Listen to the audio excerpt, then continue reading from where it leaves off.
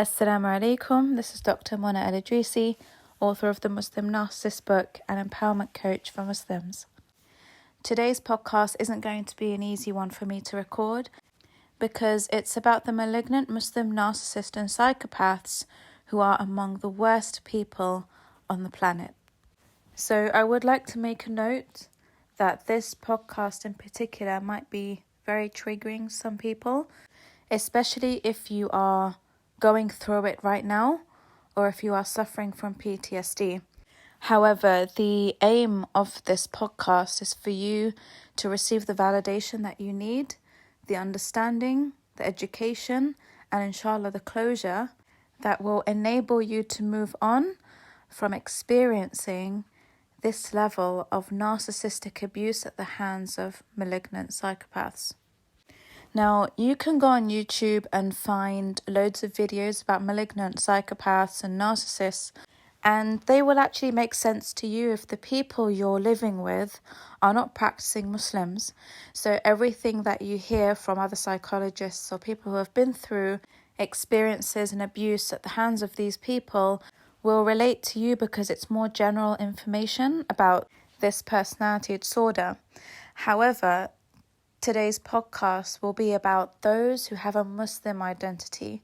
And this is really problematic because when someone claims to be a Muslim and portrays themselves to be a practicing Muslim, especially when they come across as being strict and, pious, but they have this personality disorder of being a very high-level narcissist or a psychopath, then it can be a very traumatizing experience for those who had expectations of them to be God-fearing when they decided to get into relationships with them. So these could be husbands, wives, they could be business partners or colleagues, they could be your local imams and teachers, and they could be your parents as well. So I will address different relationships in this podcast, inshallah, in which you could be dealing with these types of people.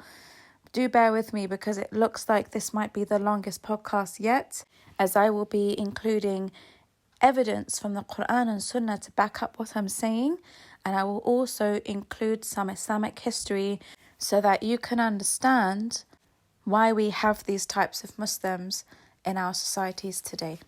So as always, I'd like to kindly ask you to like, share and subscribe to this channel if you haven't already, so that you can benefit from more content to come, inshallah. And please do share the podcast with people whom you feel could really benefit. And if anyone needs any one-to-one counselling and coaching, I do offer this service. My email is below in the caption. Just reach out to me and send me a brief about your case, and inshallah, I will get back to you on that. So, in my previous podcasts, I have spoken mainly about the covert Muslim narcissists who are not so physically violent. So the malignant Muslim narcissist and psychopath are the more dangerous narcissists and psychopaths. So you can get borderline psychopaths, and these people have a very high level of narcissism. Now, the difference between narcissism and psychopathy is that psychopaths have no remorse for anything.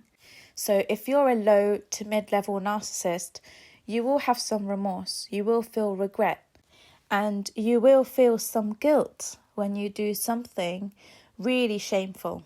Okay, when you know you've really crossed a line, you are likely to feel some guilt, even if it's not a high level of guilt, but it will be some guilt.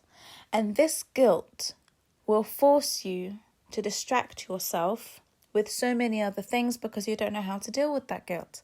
So you will either continue with what you're doing and brush it under the carpet, or you will self-sabotage because you feel that you are not deserving of anything good in your life. So this guilt and this shame that you carry as a narcissist is what makes you self-sabotage. And that's why a lot of narcissists, they always feel like they don't deserve anything good. And that comes from the guilt and the shame that keeps accumulating, but they keep brushing under the carpet. It's just a voice in the back of their heads that keeps telling them, you're not deserving of anything good. Remember when you did this? Remember when you did that? So narcissists will always have that level of shame and guilt. But when someone descends to the level of being a psychopath, that all goes out the window. And that's what makes psychopaths so dangerous. Because psychopaths are people who can kill others in cold blood and not care. They will laugh about it in court. They won't care. They will hand themselves in and they just won't feel any remorse. A lot of psychologists are fascinated by psychopaths because of this. Like their complete lack of empathy. Like I said before, Islamically, no one is 100% void of empathy. Even the psychopath will have a tiny portion of empathy that he or she will keep for something they really truly love. For example, they may really love their pet cat. They may really love a particular grandchild. There will always be a soft spot that they have. Every psychopath, the worst person on the planet, will have a soft spot. And this soft spot is their lifeline. Okay, this is the soft spot that they are tested with to wake them up in order for them to come back to Allah subhanahu wa ta'ala. So he allows everyone to keep a portion of empathy within their hearts so that they can find their way back to him. If you had no empathy whatsoever, there is no way back to Allah. So it coincides with the message of Allah subhanahu wa ta'ala when he says that everyone has a chance to repent until the day they die. So if Allah takes all the empathy away from someone's heart, then there would be no way back. So out of Allah's mercy, he allows them to have a portion of empathy to bring them back. So I'm just making this clear because, again, I want to emphasize that being a psychopath is a choice. And if people want to, they can hold on to that tiny portion of empathy they have and they can water it until it grows. So it could be as small as a mustard seed, right? As small as a mustard seed. Allah subhanahu wa ta'ala says that if you have a good deed that is the size of a mustard seed, you will be rewarded for it. So psychopaths and high-level narcissists also need to look at their tiny amount of empathy that is the size of a mustard seed as an opportunity and a lifeline and a chance for them to water it so that they can grow into better people. So when you see people being violent, being demonic, know that it's by choice. These are not people who are insane. These are not people who do not know what they are doing. These are people who are fully aware of what they're doing and what's going on. And the evidence for this is that they are chameleon-like. So they know how to be super nice and put on a facade when they're out in public. And then when they're at home, they're monstrous. They're beastly. They're demonic, satanic. They know how to be around certain people to deceive them into believing that they are pious, religious, knowledgeable people. But when they are alone, they are someone else. When they're with their families, they are someone else. When they're with their friends, they are someone else. And when they are with like-minded people and other psychopaths and narcissists, they are also someone else. These people do not have one concrete identity. They don't actually know who they are. They are very fluid in their identity. They have the ability to shapeshift like demons so that they can get what they need from other people.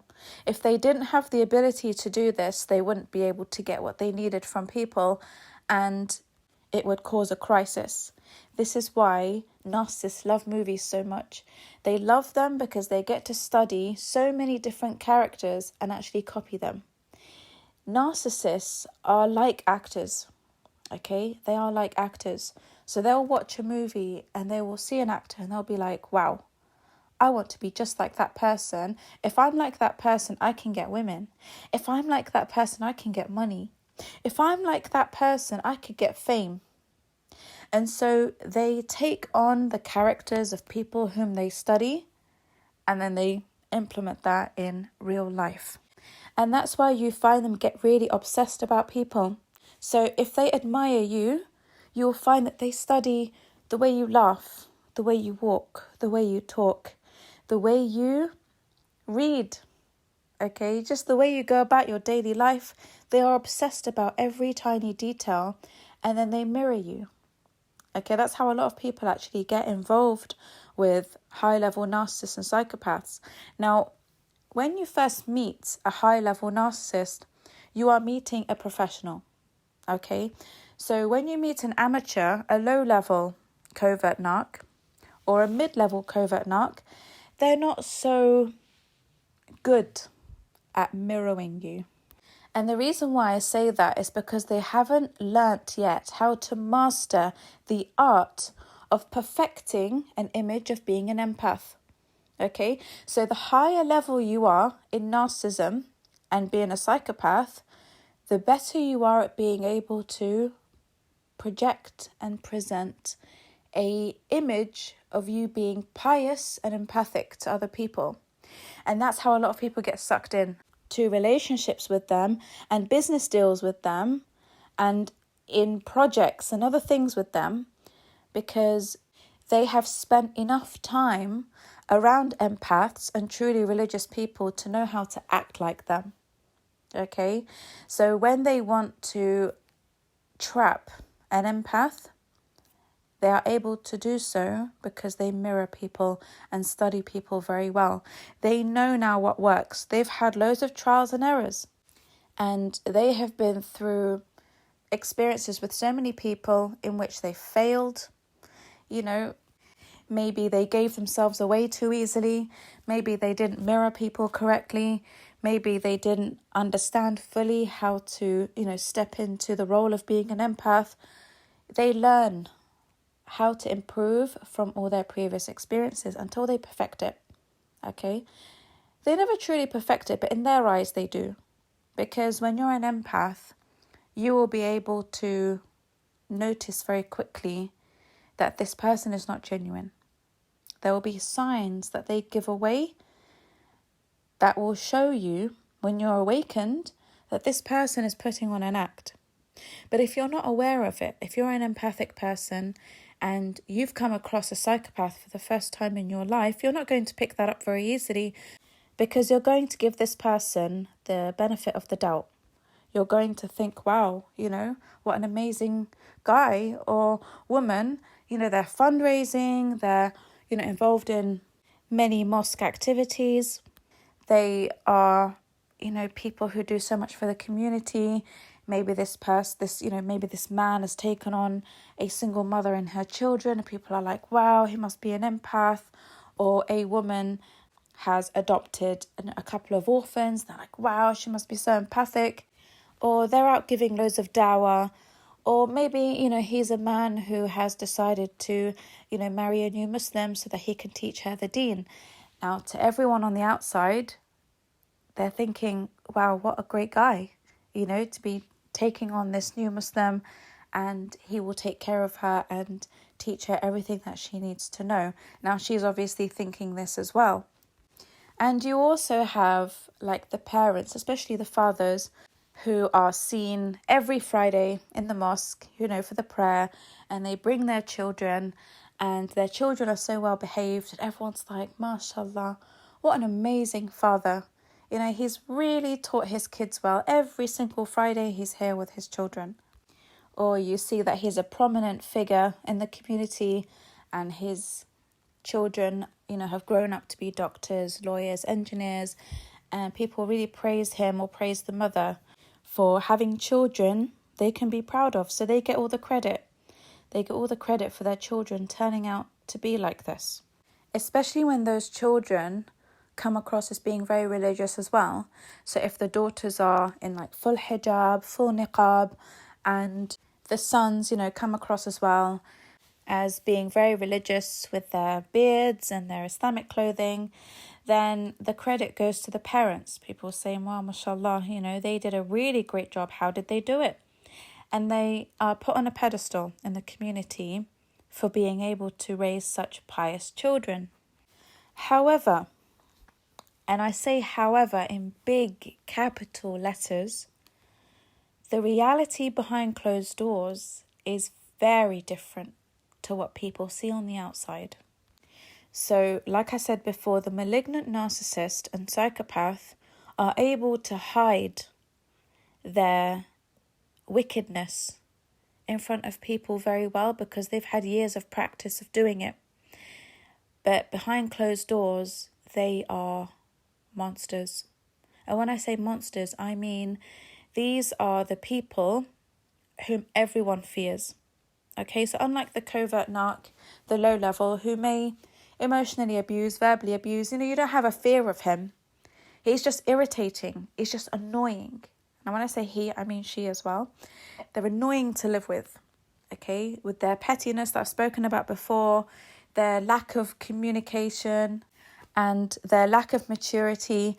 All of that makes it very difficult to live with any kind of narcissist. But when you're dealing with low to mid-level, you're not scared of them as such. There's no real fear. It's just you have no respect for them. It's like you're babying them. It's like you're dealing with small children. And so you constantly feel like you have to step into parent mode in order to deal with low to mid-level narcissists. And these people are very sneaky. They're very slimy. They will do things like betray you. They will spy on you. They will launch smear campaigns against you. They will do all of these evil things. But more often than not, it doesn't reach to a level of physical abuse where you start to really fear them. Okay? Now, people can fluctuate between being covert and non-physical and being malignant. So sometimes you'll find that a narcissistic man-child or woman-child will do something physical now and again, such as slap you on the face or, hit their children. And it comes out of the blue when you're not expecting it. And it even shocks them when they do it because it scares them to realise that I've actually just descended into a different level of narcissism. But because they have some guilt and some shame, it's not something that they do regularly. Okay, and now they do feel bad about it, believe me. If you're with a man-child or a woman-child and they do something like that, they do feel bad about it. And that's why they go for long periods of not doing anything like that. And then it comes back again out of the blue when they are unable to control their anger in a fit of rage or when they're really, really irritated by something someone has done. However, with the malignant narcissist, this is something regular. Okay, they could do this on a daily basis with the people whom they're living with. Now, there are two types of malignant narcissists here. The people who have the full disorder have had this since childhood. There are some people who act like psychopaths in adulthood and from adulthood because they've been through a horrible experience. And more often than not, this is a betrayal. So if they went through a very bad betrayal, it could be a man who was betrayed by a woman or vice versa. Or they may have even been sexually harassed or raped while they were adults. Or they were terribly betrayed in a business deal, for example. Maybe they got conned out of hundreds and thousands or even millions. A significant event like that in adulthood can actually turn someone into a psychopath, because now they launch into this demonic phase where they're like, I will never be nice again. I will never be that person again, that naive person again. It is my turn to be the wolf because I trust nobody. I hate people. I don't like anyone. Okay? I will use everyone to my advantage and to my benefit. Some people do get this in adulthood. If someone becomes psychopathic in adulthood, it's actually much easier to counsel and coach this person back to being an empathic person. They just need some help processing what happened, processing their emotions and processing that trauma. And more often than not, these people can actually go back to how they were before and, just learn from those lessons so that whatever happened doesn't happen again and so that they can move on with their lives, okay? Because your qareen will catch you in a time when you are feeling a lot of despair and a lot of anger. So evil jinns will jump into you and take that opportunity to keep you in that low state of being, which is in a state of anger for long term. And that's how a lot of people from adulthood can continue in their journey of psychopathy, because their jinns have overpowered them. Now, it is a lot harder for someone who developed NPD from childhood to come back to their childlike state of being, which is an empathic state of being. And the reason for that is because more often than not, when they get to a terrible stage of their personality disorder, they're often in their late 30s, 40s and 50s, sometimes 60s, sometimes even more. So when you are used to that way of life, when you get to that stage, right, when you get to that age bracket, it becomes very difficult for you to work your way back to the empathy that you once had as a child. So when people reach a very high level of narcissism and psychopathy, they lose hope. Okay, they don't even bother trying to change. Now, I'm telling you that you can if you put the work in. You absolutely can go back to being an empathic person if the work is being put in. But if you choose to not put the work in, you will turn into a human demon. Shayateen al-ins. You become Shayateen al-ins. Okay? And Shayateen al-ins are people who are feared because of their overwhelming need for power and control. And they will stop at nothing to get that power and control. They will trample over everybody. They will take the rights of everybody. And they will be so vile and so intimidating and so demonic in their understanding of the deen that it will actually drive people out of the deen. It can drive people to insanity, and it can drive people to suicide. Okay? These are the three major consequences that arise from dealing with these shayateen al-ins. This is their mission. This is the mission of their qareen. Okay? These are the people who make others hate the deen, and they make people hate their lives. Like, people do not want to live anymore when they are around these types of people. Allah subhanahu wa ta'ala says in Surah Al-An'am, Ayah 112, وَكَذَلِكَ جَعَلْنَا لِكُلِّ نَبِيٍّ عَدُوًّا شَيَاطِينَ الْإِنسِ وَالْجِنِّ يُوحِي بَعْضُهُمْ إِلَى بَعْضٍ زُخْرُفَ الْقَوْلِ غُرُورًا. And thus we have made for every prophet an enemy, devils from mankind and devils from the jinn. They inspire each other with alluring speech in order to deceive and to delude others. So what does this mean? It means that the human shayateen, they work with the jinn shayateen, and they are the qareens and the other evil jinns in this world, right? So when I say someone is working with their qareen, I mean that this person is now obeying the waswas of their qareen. So your qareen will always whisper terrible things for you to do. Beat your wife, beat your kids, commit zina, take those drugs, and so on. Now, you obey your waswas when you do these things. You are now obeying your qareen. So people who are malignant, they are 100% controlled by their qareen. They are enslaved. They are actually the weakest people. They are the weakest human beings, because other people have some level of control, if not complete control, over their qareen. Okay, the supernova empath has complete control. And that is why the malignant narcissist and psychopath hates the supernova empath. And they hate them out of jealousy, because the supernova empath can actually control their demon, whereas the malignant narcissist and psychopath cannot. They are enslaved, whereas the supernova empath is free.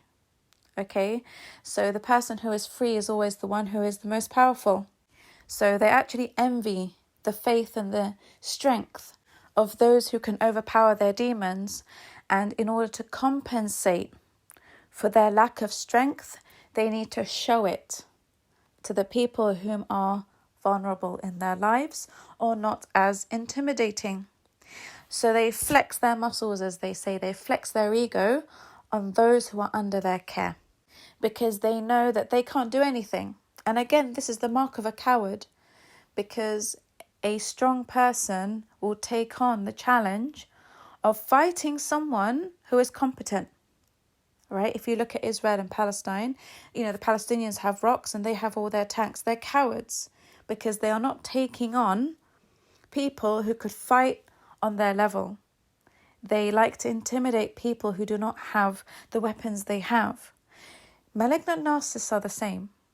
They enforce their power and their abuse on people who can't defend themselves. And this makes them feel powerful when actually it makes them weaker. And it makes them more pathetic, right? It's not an indication that they're strong because they're not fighting people who are competent. They are just taking advantage and exploiting those who are unable to stand up for themselves and those who don't have the right support around them, to protect them from this type of abuse and loads of other things. So these psychopaths are massive cowards. The people who just rage and, boom with their voices and scream at everybody and hit everyone, punch everybody, punish everybody. This is all they can do to show their strength and power. The supernova empath doesn't need to do that. The supernova empath shows their power in silence. And again, this is something they really hate. And this is why they always push people to react. Because when you're calm and you're silent, and you just sit there while they're having one of their rages, it makes them even more angry. Because now they feel abnormal. Now they feel stupid. Right? Now they feel ridiculous. So they keep going until they get a reaction out of you. And that's why reactive abuse is something that really pleases the narcissist. Because when they eventually and finally get you to react, and you start screaming back at them, you start smashing the place up, you start verbally abusing them, they relax. They are now relieved. Oh, thank God, he or she is not better than me. Oh, they're not an empath, thank God for that. They are on my level. And that's why they get more vile when they have arguments with you and fights with you, because in their minds, they're like, what do I have to say to get this person to react? Let me bring up something from 20 years ago that I know is really going to anger them. Maybe that will work. So you'll be arguing about something and then they'll drag something else into it, something that's been resolved, or maybe a sin that you committed a long time ago that, you really felt ashamed about. They'll bring it up in an argument just to get a reaction out of you. And you're like, why are you bringing this up now? Your anger will come out at the fact that they have brought up something so irrelevant and so unneeded, and that's the anger they need to see for them to stop. That's when they stop the fighting. That's when they stop the arguments, because they're like, wow, that's all I needed to see. You are as crazy as me. You are a psychopath like me. They don't like it when you're calm. They don't like it when you're quiet, because that's a sign of strength. These people always have to drag you down to their level. Ali radiallahu anhu said, "Do not keep the company of an evil person, for surely your character will acquire something of their character without you even realizing it." So the way these people gaslight you into behaving like them is done deliberately. But you do not realize that you are now turning into them with your reactive abuse and your anger and your self-hate and, the loathing that you have and the resentment that you have towards them. You're now taking it upon yourself to carry that burden of their disorder. Okay, so now you're thinking, I must be a terrible person to have this person as a father, as a mother, as a husband, as a wife. You now take the blame for it, because now they're managing to gaslight you into believing that everything that they do to you is your fault. So malignant narcissists and psychopaths, they would have had the same kind of upbringing, okay? They would have had the same type of parents who treated them in this way, and that's how they learn how to deal with other people. So when someone has been used to this type of treatment from childhood, they believe that everyone else deserves it as well. They believe in their minds, well, I went through it. Why should you have a better upbringing than me? Why should you? And that's why they don't give it to their children. Some people, when they go through such a horrific childhood and they're empathic in adulthood, they say, I would never give my children that kind of life. I would never put my husband through what my mother put my father through. I would never put my wife through what my father put my mother through. When you're empathic, that's how you'll think.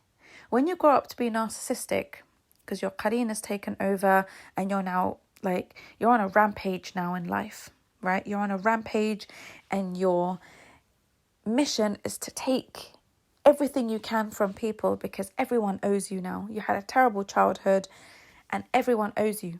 You are now a victim. Okay, malignant narcissists and psychopaths, and all narcissists actually, they love playing the victim role. And again, that's a sign of weakness, because a true believer, a strong human being, will never allow themselves to be a victim. Okay, so these people who scream and shout and, physically abuse people, they like to play victim because it's like, well, I had a bad childhood, or, you're not obeying me, so I have to act like this. They always play the victim. And again, this makes them very weak. So when they grow up to be narcissistic, they believe that everyone deserves the same treatment that they had when they were children. And again, this could be women too. You get a lot of mothers who never got love from their mothers. And they're the same with their daughters. They're cold, emotionally unavailable. They physically discipline their daughters all the time. They are verbally vile with their daughters. I'm going to do another podcast, inshallah, about the emotionally unavailable narcissistic mother, because that's a whole subject on its own. But there are some people who feel jealous of their children, of their own children, even as babies and toddlers, because in their minds they're thinking, well, they don't deserve a better life than I had. Why should they get a better life than I had? It's twisted thinking, but this is how much their qareen has overtaken them. When their qareen overtakes them, that's all they hear in their head. No one deserves a better life than me. I am entitled to a good life. My children are going to get exactly what I got as a child.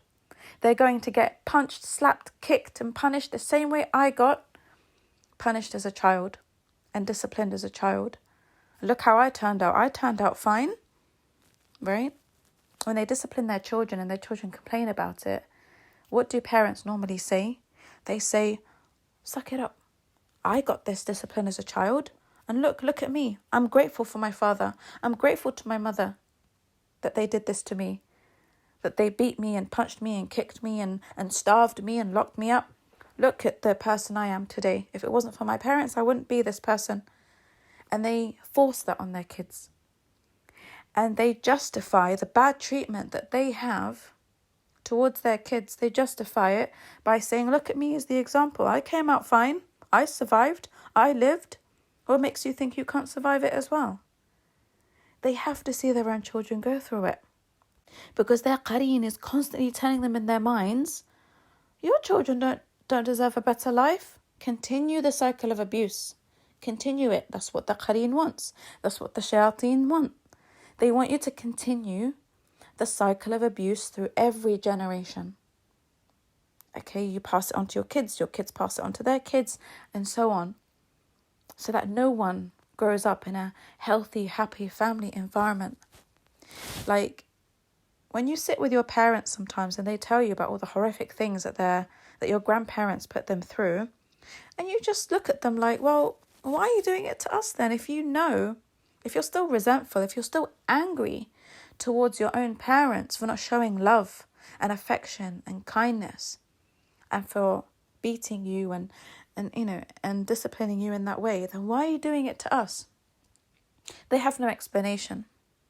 All they can say to you is that it worked out in their favour. That's all they can say. And they say that because they cannot admit that they don't know how to love, they don't know how to give that affection, and they don't want to learn how. Okay, they don't want to learn how.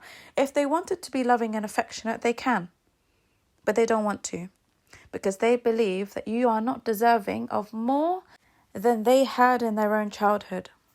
Twisted, I know, but it is what it is. Okay? So a lot of people, they're depressed and they're like, why is my mother so horrible to me? Why is my father so violent with me? Why does he overreact when I do something trivial to upset him? Why does he react in such a violent way? Why does he just start screaming, shouting, threatening everybody with taking away things? Or why does he do that when he hates that his own father did that to him? Why is he doing that? People who are overwhelmed by that much anger are controlled by their qareen. It's all they hear in their head. Okay, so they now obey their qareen. They are now slaves to that qareen. Okay, this is the answer for it. So people do not become psychopaths overnight. It's a gradual journey that they go on until they descend to the level of being psychopaths. So your parents or your husband or wife or whoever, they would have started off as low-level narcs. And the more they got away with in life, the further down they descend until they start crossing loads and loads of barriers and they reach the level of being able and strong enough and having the courage to start physically abusing people. And they start having the courage and the confidence, the more their empathy drains, right? The more it depletes from their scale. The more empathy that gets depleted, the more harsh you're going to be, and the more you're going to be okay with physically abusing other people. All right? So when you descend into different levels of narcissism and psychopathy, know that this descent comes with the depletion of even more empathy until you reach a horrible level. Now, the previous podcast I recorded about the pettiness of narcissists, it was mainly to explain the behaviour of low to mid-level narcs. Okay, so this is what most people go through when they are dealing with that level of narcissism. Now, when you're dealing with a malignant narc, the level of pettiness goes to a very dark level. It is far more dangerous and sinister than what other people will go through because physical violence is involved. And not only is that involved, it is also justified with their twisted interpretation and understanding of Islamic text. Okay, so remember, this podcast is about those who present themselves as pious Muslims who are very practicing, but they are psychopathic in their behaviour. So what I'm going to do, I'm going to list you some examples of things that they do and why they do them, so that you can gain a deeper understanding of how these people operate, and perhaps you may recognize these behaviors in the people whom you live with. And these could be your parents, they could be your siblings, your husbands, wives, and maybe even your adult children. So it's really important that you recognize this behavior for what it is, so that you can actually protect yourself from it. So I'd like to just remind you before I list these things that they could trigger you. So if you're not ready to hear it, I suggest that you pause it here and then perhaps go and listen to another podcast, because what I'm about to say could be very triggering to some people. And it may also be very shocking to some people, because the malignant narcissists I have come across in my life have been Quran teachers, ruqya practitioners, imams, judges, students of knowledge, and people who work to fundraise for charities. Some people have even been life coaches and psychotherapists. And some have even very prestigious careers, such as being heart surgeons, doctors, and barristers. So when you realise that these people can be so vile behind closed doors, it will really wake you up to the reality of the world and it will make you become more careful and less naive to what you see people present themselves as, especially when you're looking for a marriage partner. Okay, just because someone's an imam, or they travel the world giving dawah, it doesn't mean that these are good people. And this is actually something that the Prophet Muhammad ﷺ warned us about. So there's a hadith narrated by Anas ibn Malik radiallahu anhu, who said that the Prophet Muhammad ﷺ said, "There will be division and sectarianism in my nation, and a people will come with beautiful words and evil deeds. They will recite the Quran, but it will not pass beyond their throats. They will leave the religion as an arrow leaves its target, and they will not return to it as the arrow does not return to its bow. They are the worst of the creation. Blessed are those who fight them and are killed by them. They call to the book of Allah, but they have nothing to do with it. Whoever fights them is better to Allah than them." So this hadith was actually referring to the Khawarij, who were the group of people who came about after the death of the Prophet Muhammad ﷺ, and they created a new sect of Islam that was extremist. And I'm going to explain more about this inshallah later in this podcast, because it's very relevant to what I'm going to explain to you as I go through the list of all the horrific things that malignant and psychopathic Muslims do. So if we start with children, one of the things that narcissistic parents do to children is they play horrible jokes and pranks on them to teach them a lesson.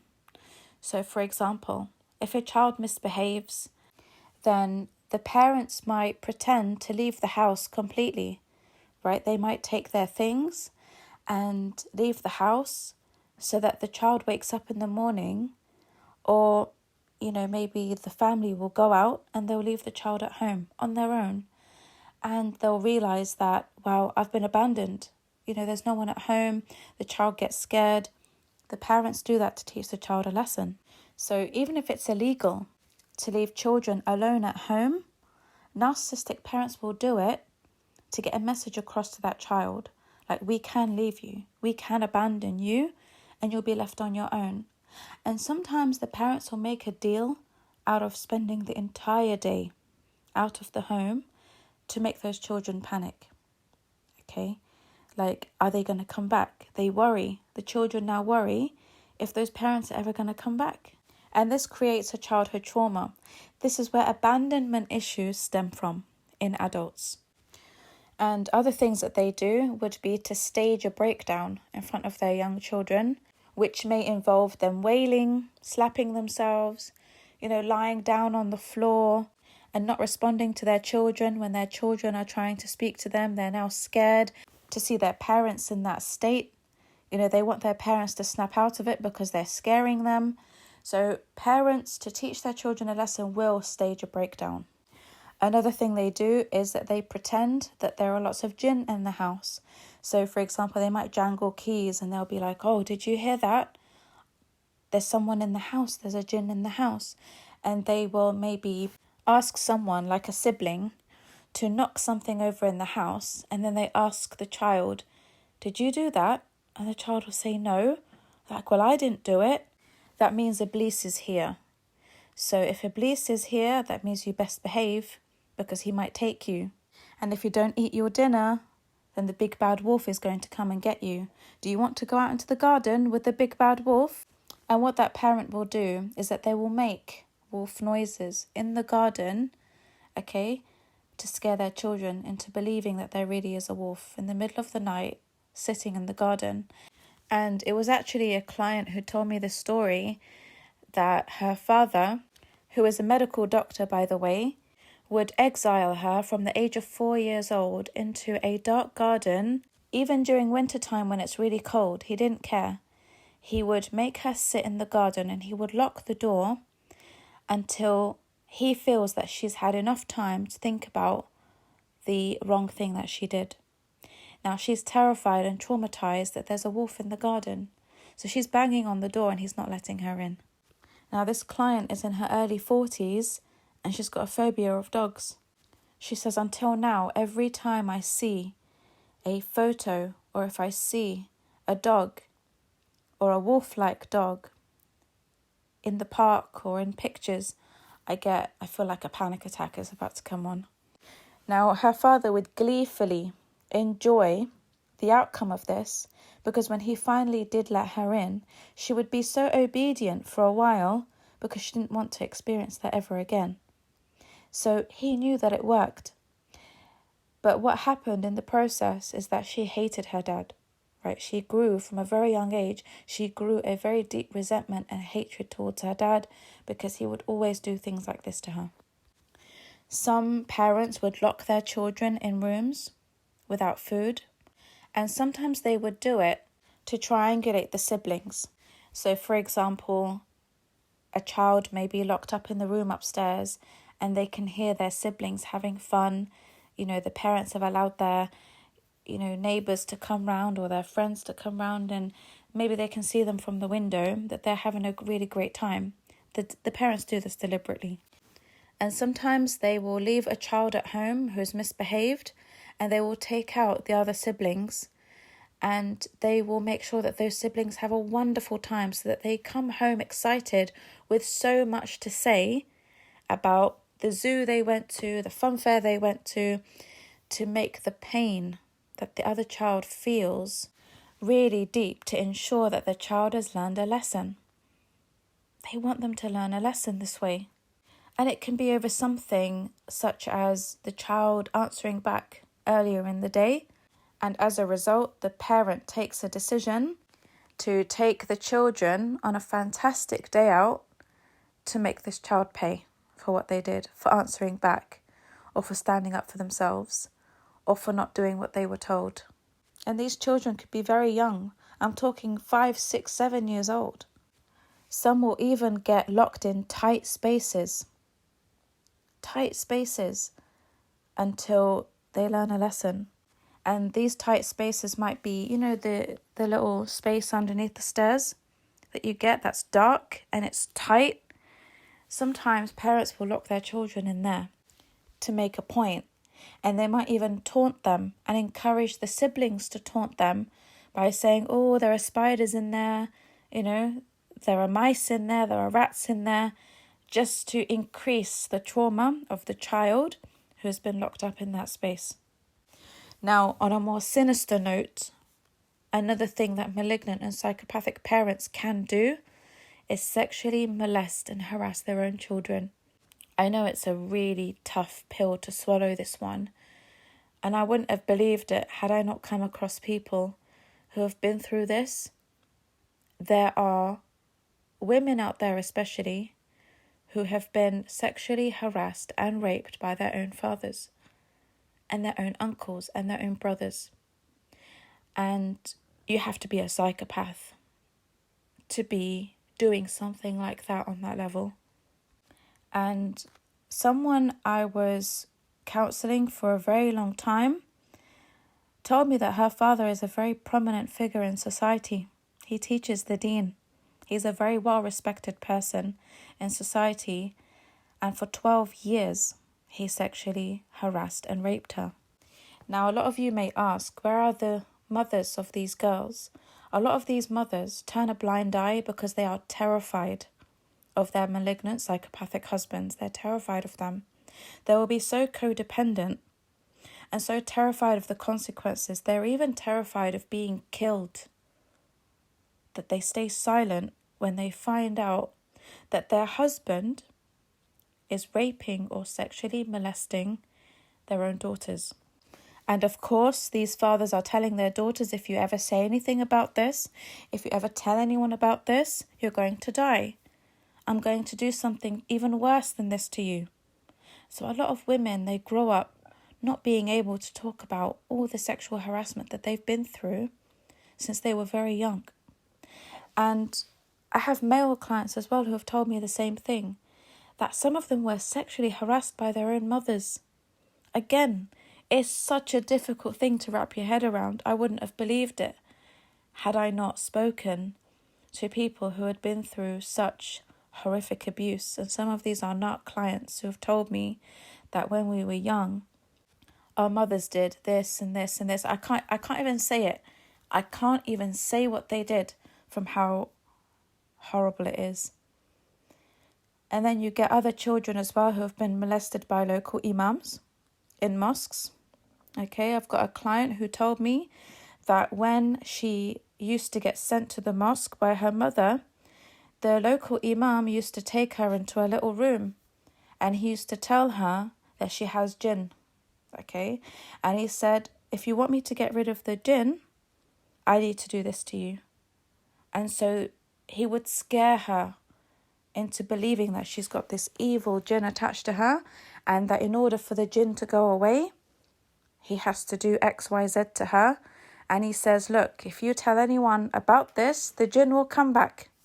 The jinn will come back. And so she stayed silent for years. For years, until she was old enough to understand that she was being groomed and manipulated. And when she started to tell her friends about it, her friends would say, yeah, that happened to me too. So they'd get sent to the mosque to learn the Quran and to learn Arabic, and this is what the teacher would be doing.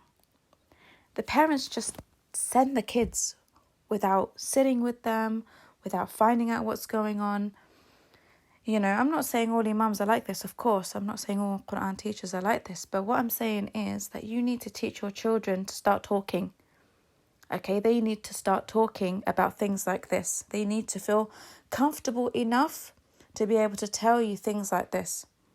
Because if a child is 5 or 6 and they're going to the local mosque to learn the Quran and they're getting harassed by maybe older kids or the teachers there, and they have no idea that what's going on is wrong, they're not going to tell you about it, especially if they're scared of you.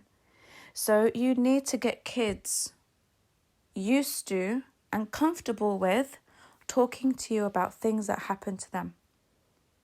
Especially when people tell them, if you tell anyone about this, I'm going to do this to you, or I'm going to do that to you. You need to be more open in your communication with your children. It is really scary what's happening out there. I've heard stories that would make you feel like your body is just burning from how horrific it is. Like, these things happen. And unfortunately, it happens with people who are Muslim psychopaths. Only a psychopath would do something like this. I've actually got a whole podcast about the sexual harassment and rape of children. So if you want more information about it, it's podcast number 10. Another thing they do is they pretend to be dead. Parents pretend to be dead. So the child panics when, the parent is not moving, and they just want to see if the child will be upset and how they would react if they really were dead. I find that so twisted, but there are lots of parents who do things like this. And I've got a client who told me that her mother used to always pretend that she was going to go into her room and commit suicide. So she would tell her daughter, I'm going to go and take an overdose on pills. She would go into her room, lock the door, rattle the bottle of pills so that her daughter hears it from the door and has a panic attack. And she would be banging on the door, begging her mum for forgiveness, begging her mum to open the door, begging her mum to not do it because she didn't eat her dinner that day, or she didn't get good grades, or she didn't do her homework. Some people take it that far. And that's why a lot of people, they have so many traumas from their childhood.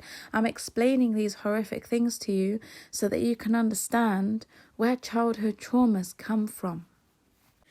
And of course, with children, you've got the physical violence, you've got the slapping, the punching, the kicking, the belt that comes out, the slippers that come out, the wooden spoons that come out.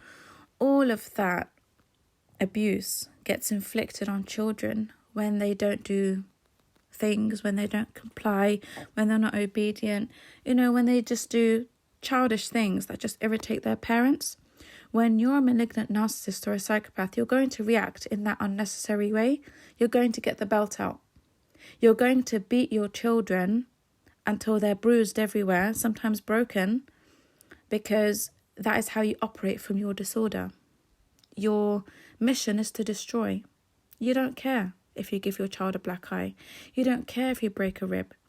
You don't care if you do all of these things and it results in your child hating you. Psychopaths don't care. They don't have that empathy and they don't have that remorse. They don't care. As long as it teaches you a lesson, as long as it teaches you to fear them, they don't care how far they need to go to achieve that. I have a male narc client who said to me that one of the prominent things he remembers his dad always saying to him as a child is, "I'll kill you. If you don't get out of my way, I'm going to kill you. If you don't do this, I'm going to kill you. If you don't eat your dinner, if you don't do your homework, if you don't get up early for school, if you don't get up for Fajr, I'm going to kill you."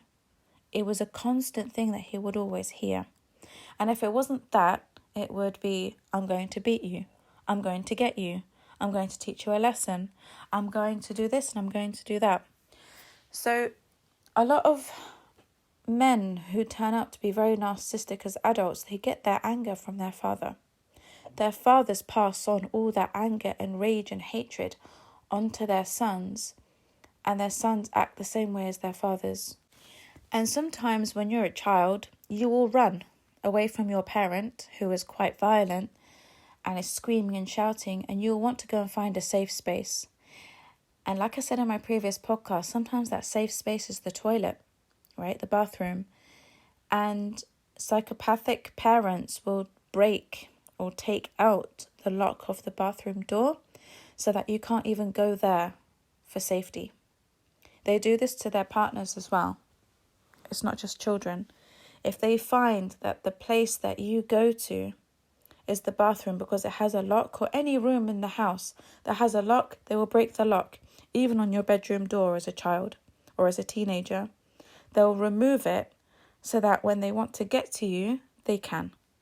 And this, of course, is a form of abuse because it's intimidation, right? It's that feeling of not being able to escape your abuser that will terrify you. And they know that. They play on that. They really enjoy that feeling of having so much power that you've got nowhere to go to escape. And, if they take it to public space, the abuse, they may not scream and shout at you. Some parents do. I've heard loads of parents scream at their kids and even swear at their kids in front of people in public. I mean, they're usually quite chavvy people, to be honest. I haven't really seen Muslims do it, but I have noticed that Muslims do like to shame their children in public. So you'll get the horrible finger that wags at you, right? That wags at your nose when you've done something wrong.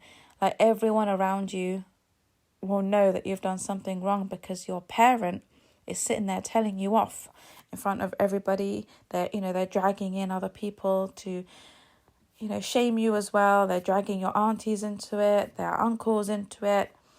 And, they will really embarrass you in public as a child if you do something wrong, and they'll drag other people into it.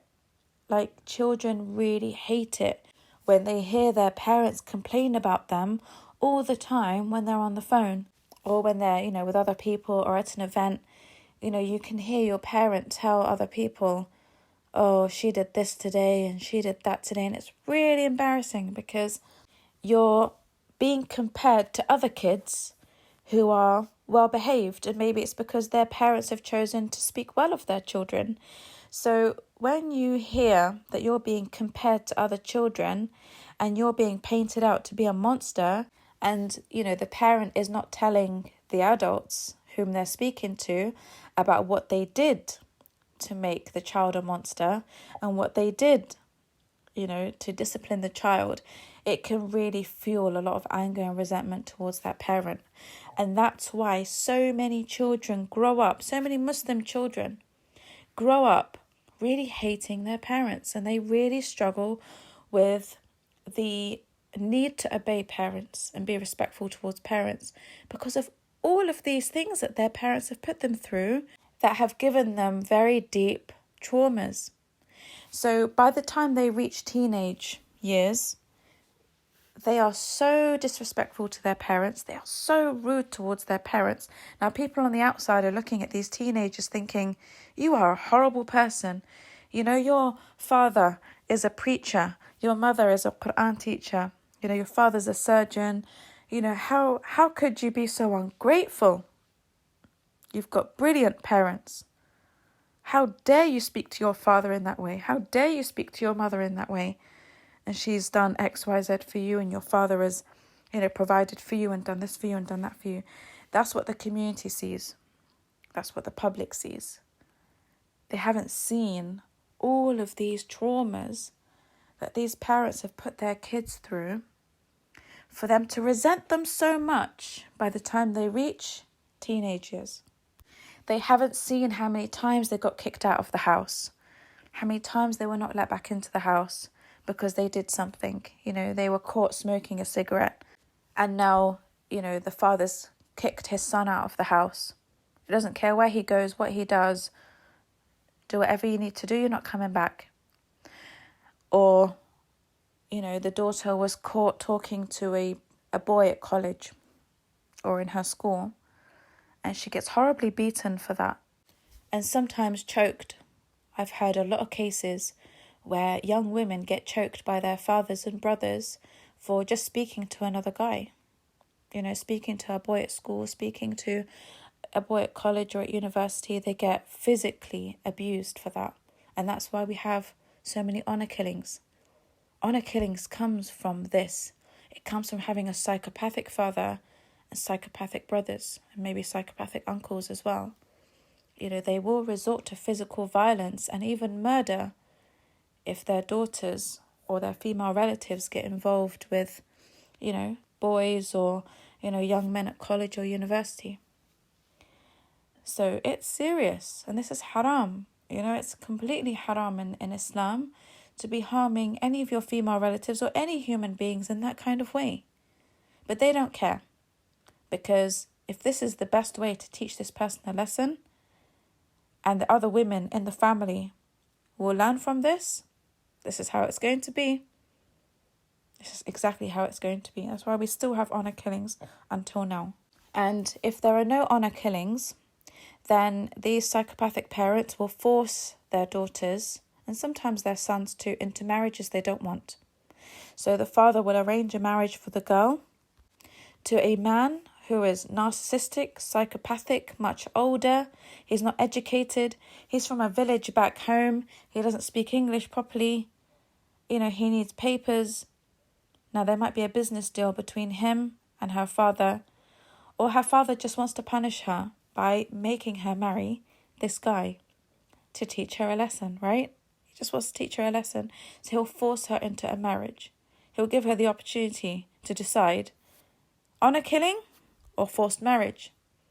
You're not staying in my house after you've spoken to that English guy, or after you've, been caught in a relationship with that Muslim guy at college. Oh, no, I'm not having that. Your punishment now is to either be forced into a marriage with this guy of my choice, or you get physically abused until I put an end to it. So this physical abuse can go on for years and years and years, and you live in my house and you become a slave to me. I'm not letting you out of my sight. I'm going to set your brothers like dogs onto you so that they can track your every movement. So a lot of women, they just accept the marriage that they don't want to get out of their father's house, because to them it's easier marrying someone whom they don't want than living with a psychopath father. And again, people on the outside are looking in at this father like, mashallah, what a great father. He's got deen, he goes to the masjid, he's seen every Friday at the mosque, he always donates to the mosque. He's one of our biggest donors. They don't know he's like that behind closed doors. They don't know he's just forced his daughter into a marriage, which is a forbidden haram marriage. There is no obedience to anyone when it comes to the things that Allah has forbidden. Forced marriage is something that is forbidden in Islam. There is no obedience to parents who try to coerce you into marrying someone you don't want to marry. There is no obedience here. There is no obedience to your husband or to anyone else who asks you to do something that is not considered permissible by Allah subhanahu wa ta'ala. But a lot of women, because they don't have the power They don't have the support to be able to, get the help that they need to escape a forced marriage. They end up going into this forced marriage. And this is why we have so many broken homes. Because a lot of these women do end up marrying narcissistic men.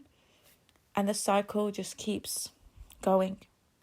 Now, some of them are really lucky. And alhamdulillah, the man whom they are forced to marry turns out to be an empath. Or he's just a really nice guy.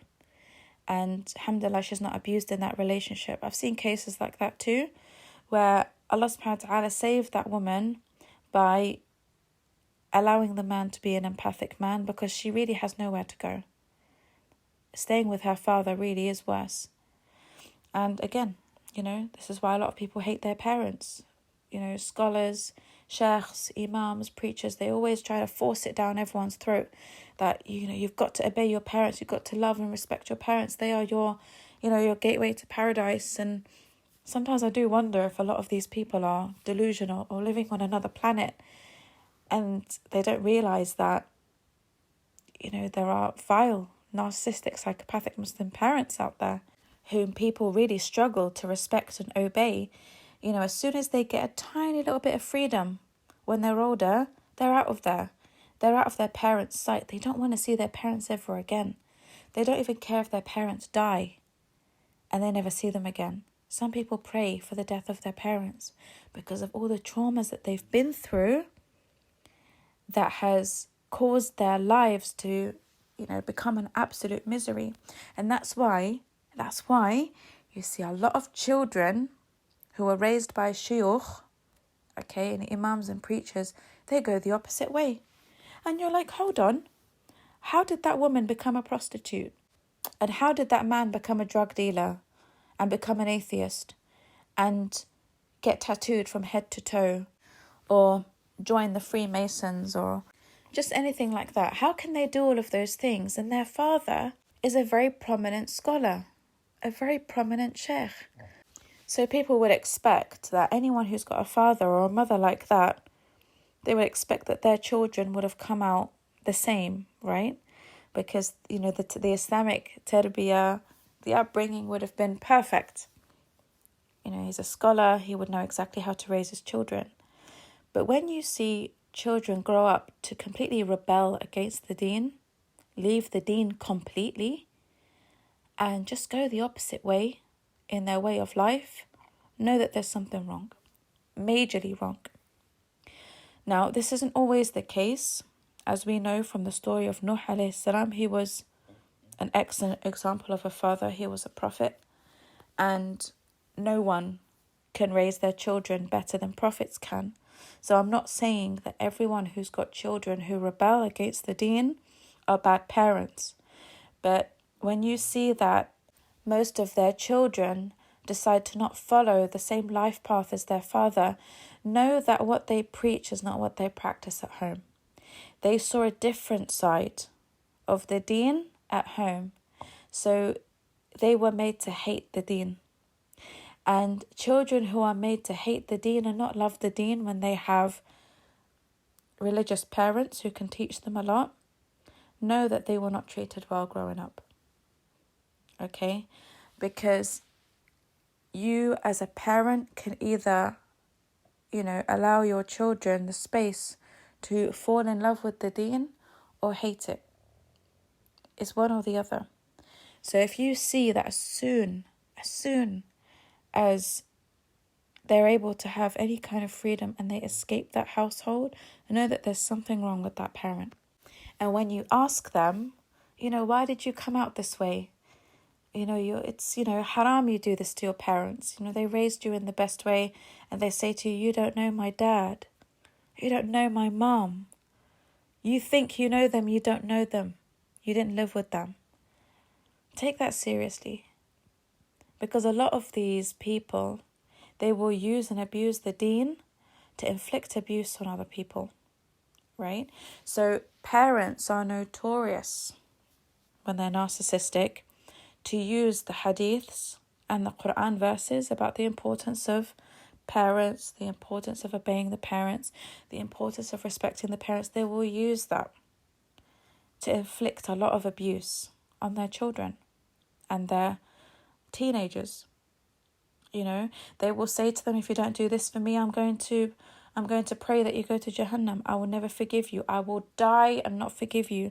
On the day of judgment, I will never forgive you if you ask me to forgive you. And you will lose out on Jannah. If you don't do this and if you don't do that, this is what's going to happen. Allah's not going to be pleased with you. You're not going to get your rizq. Your rizq will be blocked because I don't approve of you. I want you to do this in your life and you don't want to do it. I'm going to pray that Allah doesn't forgive you. They do these things, or they make dua against you. Narcissistic, psychopathic Muslim parents are notorious for that as well. They will openly, loudly make dua against you. And that terrifies people. And now they have a resentment towards the deen because they're like, well, Allah allowed them to do this. Why did Allah give them so much freedom to be able to abuse me? Why is it that Allah tells me that I have to obey my toxic, horrific, abusive, psychopathic parents after everything that they've put me through? And this is where the resentment towards the deen comes in. This is where it grows, because now there's an anger towards Allah subhanahu wa ta'ala. Children grow up feeling angry. Like, Ya Allah, why did you put us in a position where we have to be kind and respectful and obey these toxic parents? Parents who beat us all the time and starve us and lock us up and torture us and do all these horrible things to us. Why do we have to obey them? But if you don't understand the deen properly, that's how you're going to look at it. That's how you're going to look at the Quran and the Sunnah. Because Allah subhanahu wa ta'ala is talking about a certain type of parent who is owed that respect and obedience and kindness. Because if you have a parent, for example, who rapes a child, rapes their own daughter or their son, growing up, then how do you expect that child to ever be obedient and loving and kind and merciful towards their parent growing up? It's not going to happen. You're living in cuckoo land if you think that even when a child goes through that they're going to grow up being loving, caring, compassionate and merciful towards these parents. They're not going to want anything to do with them. They're going to cut those parents off and never want to see them again. And if that means leaving behind the religion of their parents, then that's what they're going to do. That's why so many become atheist. Because they don't want anything to do with the religion that has made their parents that way. In their minds, that's what's happened. They don't understand that their parents have a psychopathic disorder. And it's got nothing to do with the deen. It's got nothing to do with Islam. It's parents taking advantage of their authority and their status as parents, biological parents, but not fully understanding that children have rights as well. And if you want your children to grow up obeying you and being loving and merciful and kind towards you, then you need to be kind to them. You need to show respect to them as well. Allah subhanahu wa ta'ala says in Surah Al-Isra, verse 24, واخفض لهما جناح الذل من الرحمة وقل ربي أرحمهما كما ربياني صغيرا. Which means, and be humble to your parents out of mercy and compassion, and say, my Lord, have mercy on my parents as they raised me beautifully when I was a child.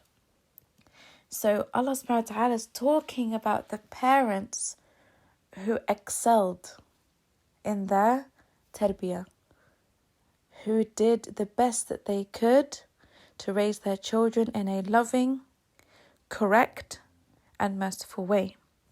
So the dua is for those parents. It's not for parents who were abusers, not for parents who were rapists, not for parents who were tyrannical and psychopathic. Every 5 minutes they're threatening to kill you. Every 5 minutes you get a slap. No, it's not to those parents. When Allah subhanahu wa ta'ala tells us to obey parents, it's to these parents who invested so much in our upbringing and they raised us with so much love that when we're older, we now owe them. We now owe them obedience. We now owe them compliance. We now owe them our presence in their old age so that we now look after them. When you're abused by your parents, you can't do that. Or it's very difficult for you to do that. Only a highly empathic person will stick around for their elderly parents who abuse them to look after them. You have to have a very high level of empathy to do something like that. And you would only do it out of seeking Allah's pleasure. Only someone who is seeking Allah's pleasure could do that.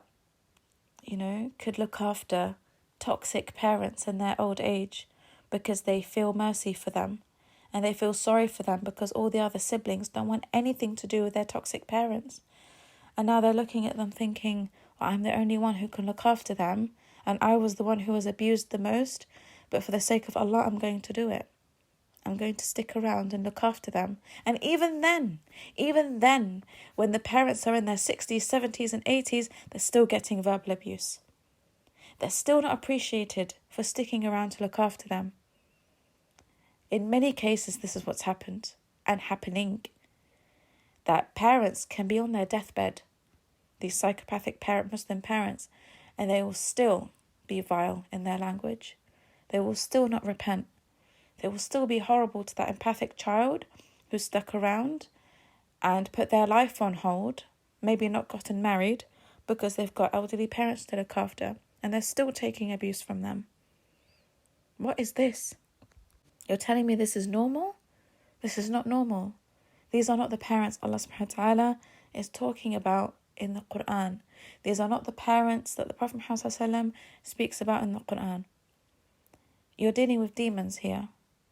These are demonic entities. They are shayateen al-ins. I'm sorry, but even if they're your parents, they can still be from shayateen al-ins.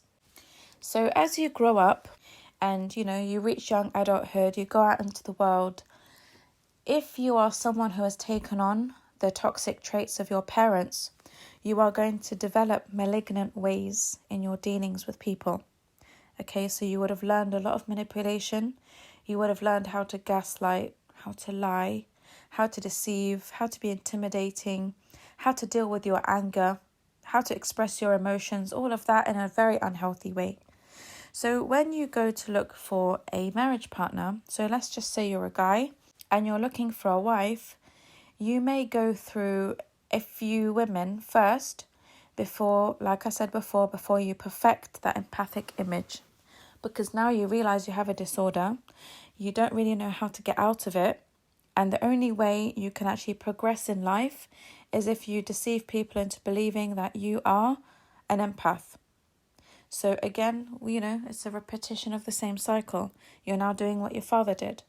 You see that your father has actually managed to get away with so much in the community because he looks so pious, he looks so religious. MashaAllah, what a great ruqya practitioner. But behind closed doors, he's a magician. He deals with dark spirits. He deals with the evil jinn. He does black magic on people. Or your mother does black magic on people. They think that she's some, great hijama therapist or ruqya practitioner. And actually she does black magic on people. But she's put on a pedestal in society because everyone holds her to a high, religious standard of what a Muslim woman should be like. So a lot of women and men who grow up with parents like this, they actually learn, okay, in order for me to be respected and put on a pedestal in society, I need to show a religious facade. Okay, I need to be someone who is praised for this. So I need to be a TikTok preacher. I need to go and be an alima. Or I need to go and be a doctor, engineer, so that I have status in society. And this status will give me the respect I need to hold up a facade for a long time. But in my personal life, I need to be like my mum. I need to be like my dad to survive, to get what I want, because it worked on me. The manipulation and all the traumas that they put me through actually worked on me because, my mum's in her old age, my father's in his old age, and they've actually got, they've managed to get away with it. They've not been held accountable. They've not been sent to jail.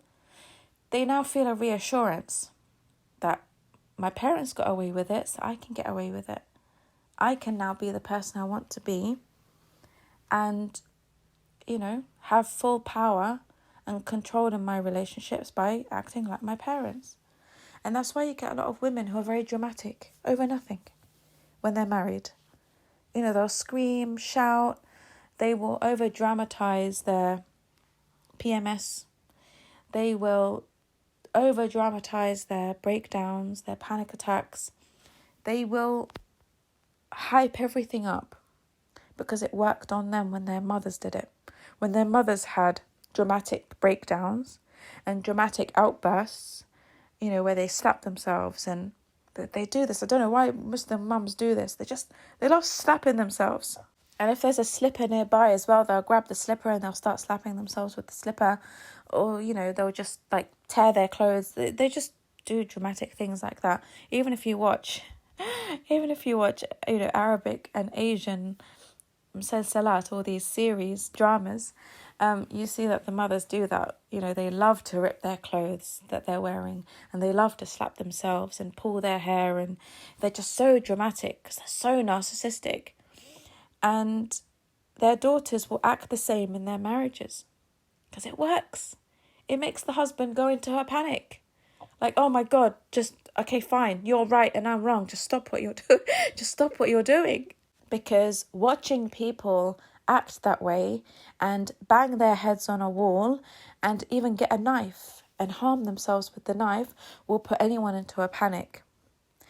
And even if it's the children, and the children will just beg their parents to stop.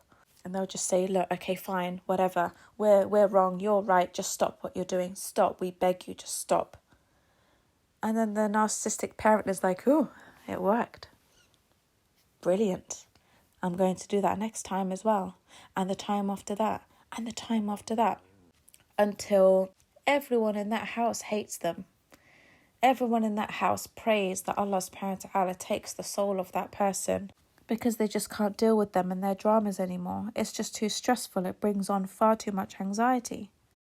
Another thing toxic parents might do is if they are caught by children doing something they are not meant to be doing, they can threaten the children with physical abuse and discipline if they were to tell anyone about it. So, for example, a child might find his mother cheating on his father with another man in the house. So when the mother realizes that her child has seen what's happened and would tell his father, she would manipulate him, threaten him, blackmail him into not doing that. And he would always be living on edge because he is torn between what's right and what's wrong.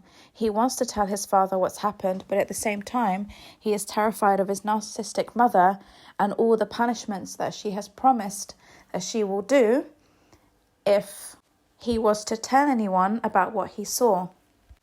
I spoke to a woman who told me that when she was younger, when she was a teenager, about 12, 13, 14 years old, she overheard her mother telling someone on the phone that she did black magic on somebody. And she was describing to the person who she was on the phone with how she did it, who she went to, and who the black magic was for. And so when the mother realized that her daughter had actually heard the conversation, she went into a panic and she immediately started to discipline her, saying that, she's a disobedient daughter for listening in on the conversation. And she started choking her. And she started to threaten that if she was to tell anyone about what she heard, then she would receive a horrible punishment. And she believed that her mother would do such a thing because she said on a couple of occasions, while being in the bath, her mother did actually come into the bathroom and actually force her head down under the water as a punishment for something else that she'd done. This is what psychopathic parents do, okay? And then when these people go to imams and scholars, they don't know what to do about this because there's no evidence for it. And even when there is evidence, because the parents are well known in society, people tend to cover up for them. So when a toxic parent threatens, a certain form of punishment or discipline, usually the parent would have done a series of things before, to make the children take that seriously. And so they live with this guilt.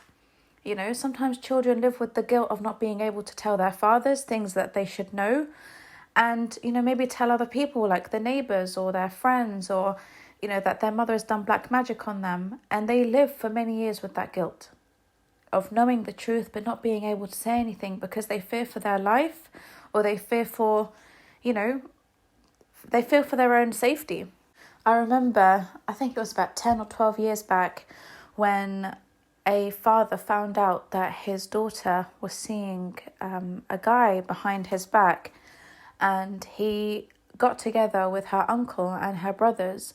And one day when she was coming back from college, it was in the news, I remember this so vividly, and when she came back from college, they threw acid on her face, and it was a punishment for her so that she would never date anyone ever again, because no one would ever find her attractive after that damage on her face.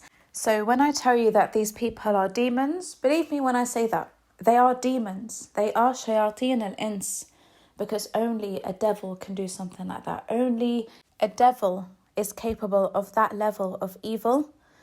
And so there are lots of people who are suffering in silence because they are terrified of their parents. They are terrified of their brothers. They're terrified of the people whom they live with. That's how you know that the people whom they live with are malignant and psychopathic. Because remember, you're not going to really fear the low-level covert narc, but you're going to fear for your life when you are living with people like this. And another thing that you will notice if you have these types of parents is that everything that is haram is only applied to you. And every time you want something, they will find a way of making it haram so that they don't give it to you. And that's another reason why a lot of people resent the deen, because it just makes it look like everything that they love and want and like is haram. But when the parents want to do it, or if they want to reward another sibling, all of a sudden, what they give and what they do is not haram. For example, you may want to listen to music and your parents will tell you that it's haram, but they will listen to music in the car, or they will allow your siblings to listen to music in their room.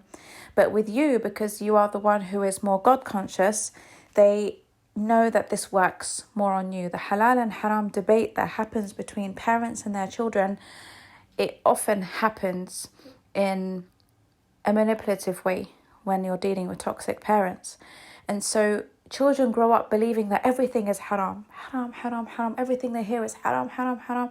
And that is why they just get so sick of being Muslim. They don't want to be Muslim. Secretly, deep down, they wish they were never Muslim, because of how restricting their lives have become as a result of their parents telling them what's haram and what's halal.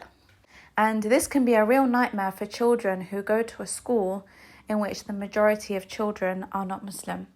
So, for example, if a parent forces their child to wear the hijab in a Christian school, or a school, like I said, that doesn't have many Muslims in it, then you've got a problem on your hands, because now the parent is not taking into consideration the mental health implications of this.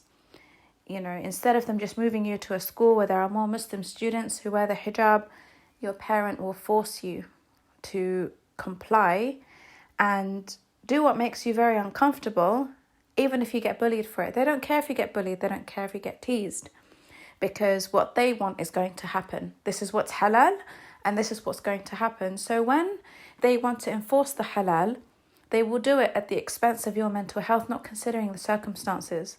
But they manage to get away with what they want to do because everyone will give them the support of them being good Muslim parents. Yes, they should be, putting a hijab on an 8-year-old or a 9-year-old daughter because, they are surrounded by young boys in the school. So, malignant, toxic parents will not care if their children are being bullied. They won't care about all of those things, and how, religious justification is going to be used in order for the parent to get their own way, even if it makes the children very uncomfortable. So instead of them, again, using wisdom in these kinds of situations where it would be better for the children to go to a Muslim school, or a school where there are lots of Muslim children, they force their children into a very uncomfortable situation, and they are just left to deal with it on their own. And you cannot go and tell your parents that you're being bullied, because if you do, they will laugh at you and they'll tell you, fight back, punch the child back, verbally abuse that kid back. They give you the worst advice on how to deal with bullies. They just tell you to treat them the same way they treat you. And then you get into even bigger problems. And then when you get into even bigger problems, the teachers are now calling your toxic parents, telling them, well, your daughter or your son punched another child in the school, saying that they were doing it in self-defense, but now the child's lost a tooth and the parent has come in, threatening to go to court over it or whatever. Who gets punished now? The child who's been bullied.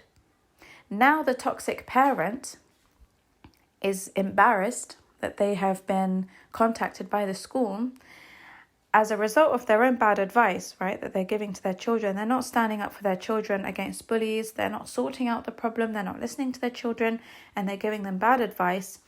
And now they are angry because their teachers have called them in because their children have been involved in fights. And then they get beaten when they get home. You embarrassed us. You brought shame on the family. You did this, you did that. You're not having your PlayStation for the next month. You're not having this for the next month. And then they get hit, beaten, treated terribly, told that they're stupid, told that they're weak, told that they would never be able to stand up to anybody because they are embarrassing their parents. They're not strong enough to make their parents proud. So they're made to feel like they're a letdown, a disappointment, because they couldn't deal with the situation. They couldn't deal with the bullies at school very well. And then sometimes, like, for example, if a parent forces their child to wear the hijab at school and she takes it off, right? Maybe she takes it off because she's being bullied. Oh, she'll get punished for that as well. Oh, you think you can go behind my back and you can take off your hijab and disobey your father? I'll show you. I'll show you. These people are tyrannical with their children. Tyrannical. But in public, wow. What a nice father taking his children to Jummah. What a wonderful mother. Teaching Quran to children and, being a alima. These people are disgusting. Like the worst of creation, like the Prophet Muhammad ﷺ said. They are disgusting people. So tyrannical behind closed doors. And they put their children and family members in such positions where it's catch-22. Whether you obey them or not obey them, you're going to get punished. If you take on their bad advice and something bad happens as a result, you're going to get punished. And if you don't take their advice, if you don't listen to them, you're going to get punished as well. It is catch-22. So children often live in a lot of misery. And they just wish for that day when they can just leave the house. That's why as soon as someone turns 16, especially in the UK, they're out of there. They're out of that family house. And elders can't understand why, and that's why they come together like a pack of wolves to help your toxic parents and to support them in this smear campaign of you. Not all children are rebellious for the hell of it. Some have been waiting very patiently for the year they turn 16 or 17 just to get out of that place. Because it is a piece of hell. Home has become a piece of hell on earth. So not all parents do it deliberately, okay? I've said this before. Not all parents know what they're doing. Sometimes they're just repeating the same patterns as their parents subconsciously. There are people like that, but these people feel remorse when they see their children suffer. But the malignant Muslim narcissist, the toxic one, they know exactly what they're doing. They know the pain that they're inflicting on others. They know the suffering. They can change if they wanted to. They know right from wrong. They're not stupid. If they wanted to be better, they could be better, but they enjoy the power and they enjoy the control. And even if it's their own children suffering, they don't care. There is no protective element. That's why these people can never be qawamun, because they do not protect their children and their families from abuse and, falling into bad mental health and physical health. These people can never be qawamun. When I talk about the men, absolutely impossible. They are tyrannical. They are your own personal Pharaoh, living with you in the house. That's what it's like. You'll never have respect for people like this. People who are unable to manage their emotions, these are people no one will have respect for, because they have no wisdom and they have no intelligence to be able to solve problems in a more mature way. So I just wanted to highlight that, because you get a lot of young Muslims who become very liberal in their understanding and practicing of Islam. And, as soon as people come to them and start reminding them about halal and haram and akhi, this is haram what you're doing and you should do this and you should do that, they don't tolerate it. They can't tolerate it for a second because you remind them of their parents. Oh, don't tell me what's halal and haram, bro. I don't give a flying monkey what's halal and what's haram. Get out of my face because I cannot listen to this anymore. I had 17, 18 years of this. I can't be listening to it in my adulthood as well. That's why they get rid of all their religious friends. You have a lot of people who just don't want anyone religious around them. The religious police, because they've been policed all their life.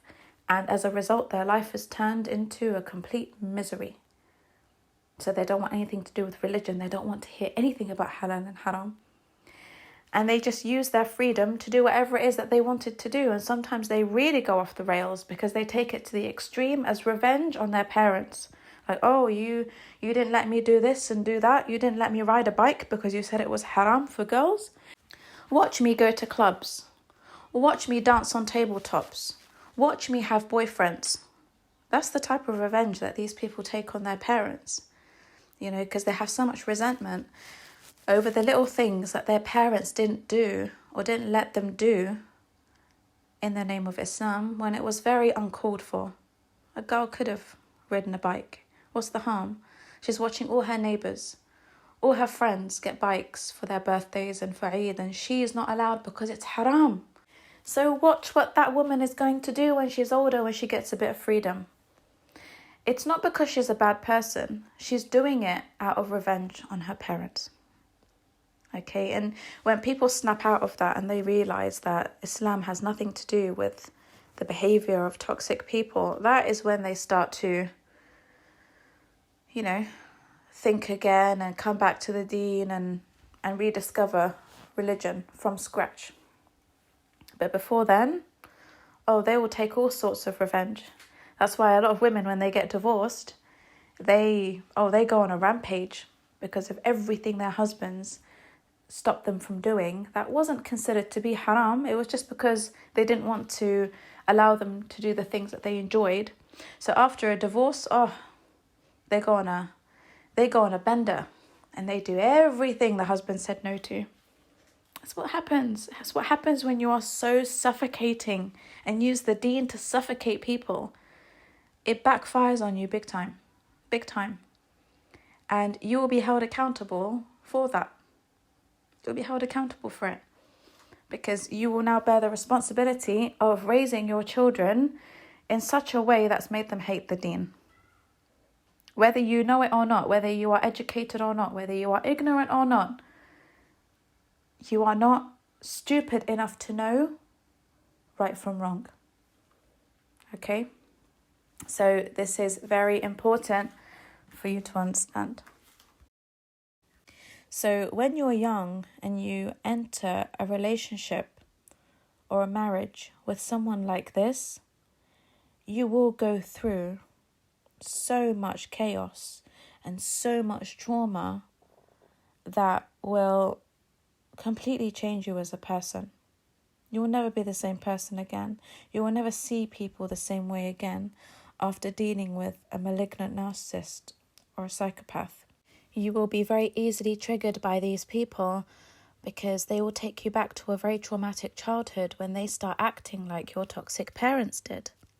Or when, you get approached by and groomed by someone who is supposed to be a religious figure and authority, and they just start speaking to you very inappropriately. This can take you back to sexual abuse that happened during childhood that you buried a long time ago. These are experiences you don't want to think about anymore. You don't want to be stuck in life, not being able to move on from those kinds of traumas. Now, a lot of people don't move on from those kinds of traumas because they don't get the help and therapy they need for it. They just bury it and distract themselves from, things that happened to them in their past. And this is what a lot of narcissists and psychopaths have done. So they would have gone through a lot of childhood trauma with their parents especially, and not dealt with their emotions, not dealt with it in therapy, not spoken to anyone about it. And they just harbour so much shame, anger, guilt, resentment towards their caregivers. and it doesn't go away. It just festers, and it gets worse and worse and worse every year. And especially when they come across people who trigger them too. Okay, narcissists are triggered by other people as well. So let's say, for example, a narcissist comes across a woman and she says to him, maybe he's considering her for marriage. He's assessing if she's a good victim, right? A good source of supply for him or not. And she says something about, wanting her children to go to the mosque to learn Arabic and Quran. Like, these are her expectations. She would want to send them to an Islamic school and to the mosque maybe once a week or after school. And this triggers a horrible memory in him. And the memory would be that he would have been abused as a child in the mosque. Okay, like a lot of children are. I've mentioned this before. Boys too. Okay, a lot of boys have been molested in mosques by people who are in trusted positions. And so, I was speaking to someone a while back, and he said to me, I became atheist because of what I saw as a child and what I saw in my teachers who were meant to be teaching us Quran. He said, after that, I didn't want anything to do with religion. I didn't want anything to do with the Quran, and I rebelled. He's like, I was a secret apostate, and I came out as an apostate as soon as I was able to leave home, because the disgusting, foul behaviour that came from my parents and came from people who were supposedly religious had put me off Islam. They made me believe that Islam made them that way. And he was also, harassed when he was at the mosque. He was harassed in his Islamic school. And now, he's someone who just doesn't want anything to do with religion. So when they come across a woman, and vice versa too, who says, I want my kids to go to an Islamic school, I want them to go to the mosque, it just brings back all that trauma and all that anger and all that resentment. And then the person whom they're speaking to doesn't understand why they've just suddenly turned cold, or why they've suddenly ghosted them, or why they suddenly are not interested in speaking to them anymore. Because you would think, well, this narcissist who's come to me with a religious facade on would be happy with me saying something like that. But all of a sudden, they ghost you, or they just don't want anything to do with you anymore. There's a reason for that. Sometimes you trigger a horrible childhood memory for them, and they no longer want to continue talking to you because they realize that staying with you is going to trigger way too much trauma that they have really worked hard to bury for such a long time. So, sometimes a woman might say, well, there's nothing wrong with me. I'm showing him that I could be a good mom, a good wife, that I'll take care of him and all of that. But you have triggered something in him that he no longer wants to hear about. So he will go and find someone else. Okay? And this happens after marriage as well. So sometimes, people will open up about their childhood traumas to their husband or wife after marriage. And sometimes, the narcissist or even a codependent who hasn't dealt with their traumas, especially if it involves sexual abuse, they will just shut down, emotionally, completely shut down. They're already emotionally unavailable, but when you start talking about your childhood traumas, it makes them angry. They don't want to hear it. And that's why a lot of people complain about narcissists not being able to, give them any comfort and, give them a listening ear, because the narcissist doesn't want to hear it. The toxic codependent doesn't want to hear it. They don't want to hear that you too have been sexually abused. You too were beaten as a child.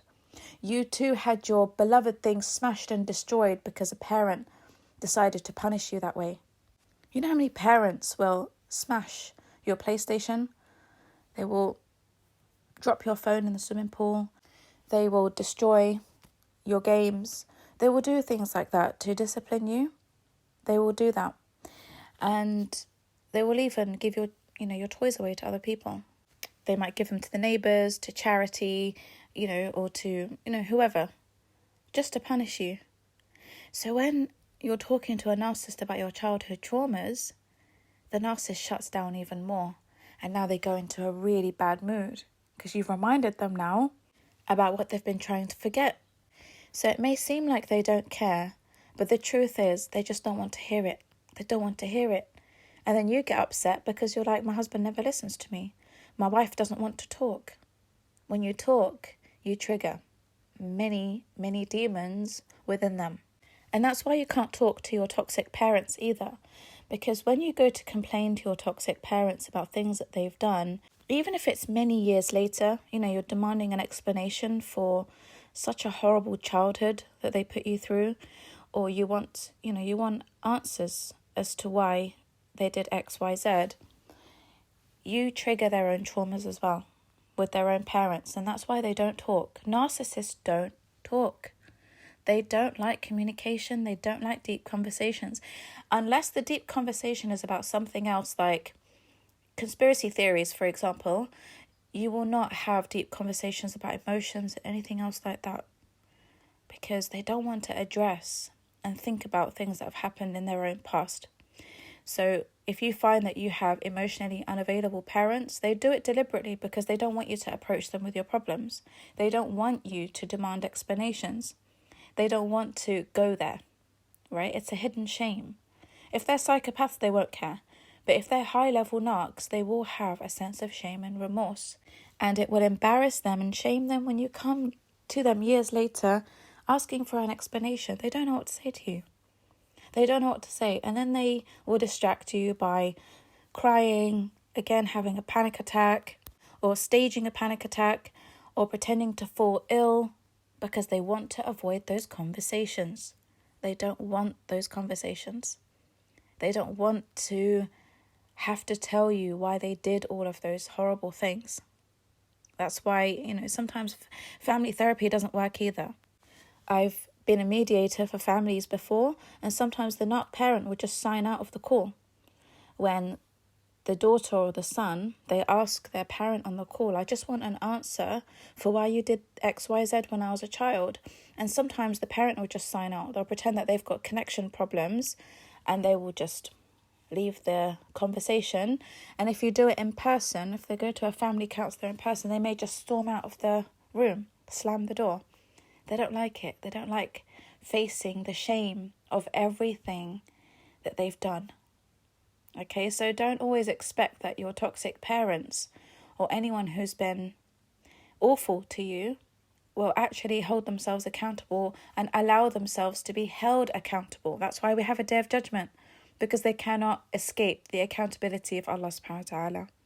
And that will be the ultimate justice everyone will have when they've been dealing with people like this. Okay, that is the beauty of the day of judgment.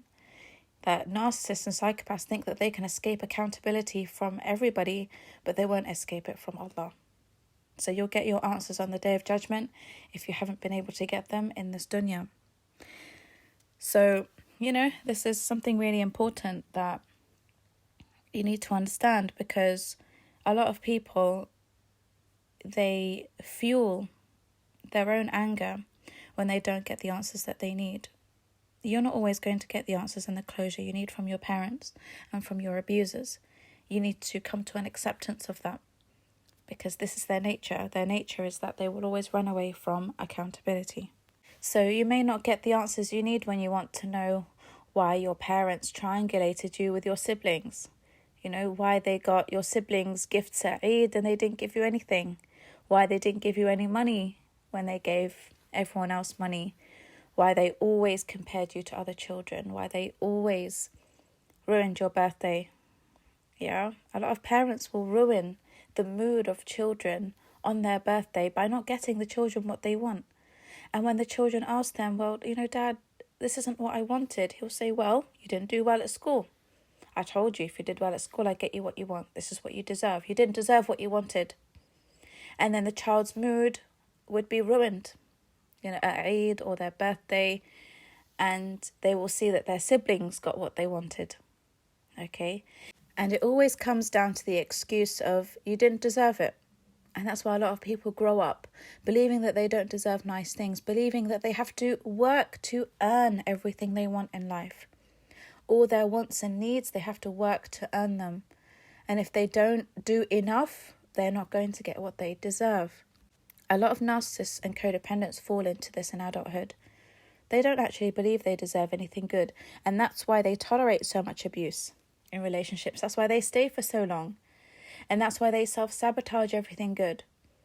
So narcissists have a habit of self-sabotaging the good things that come into their lives. And the codependents will tolerate terrible behaviour because their parents always made them feel that if they didn't do enough to earn good treatment, then they have to tolerate and be patient. And that's that. And then they will be given all the hadiths and Quran verses about patience, about how you cannot ignore another Muslim for 3 days, about how you cannot be giving the silent treatment, even though they can, right? Even though they say, we're the parent, we can do whatever we want.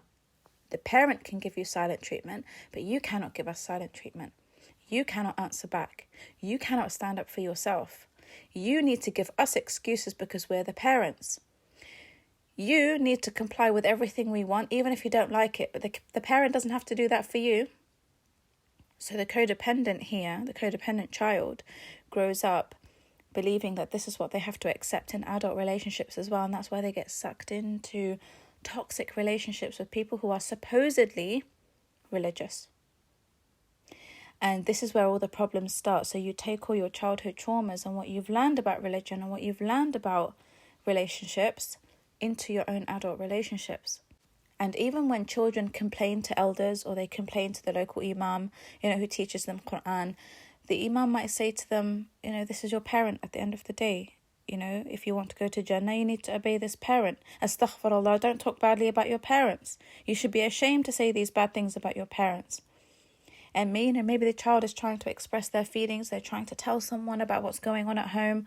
And the elders are saying, Astaghfirullah, you cannot, shameful boy, shameful girl for you to be talking like this about your parents. Go and make tawbah. Go and repent. You shouldn't be talking to anyone like this about your parents. Your parents, they are your gateway to Jannah. And then we're fed again with the hadith that a true Muslim gives someone 70 excuses. You want to go through 70 rounds of abuse until you can actually acknowledge that you're being abused. No, that's not what the hadith means.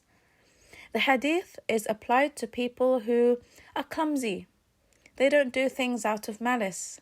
They are not doing things out of, deliberately trying to hurt people. They don't have a bad intention. You know it. You know when people are just clumsy and silly. Those are the people you give so many excuses for. They might have forgotten genuinely, they may have not listened to something, they may have misheard, they may have misunderstood. These are the types of people you give the 70 excuses for. But you don't give 70 excuses to go through 70 rounds of abuse.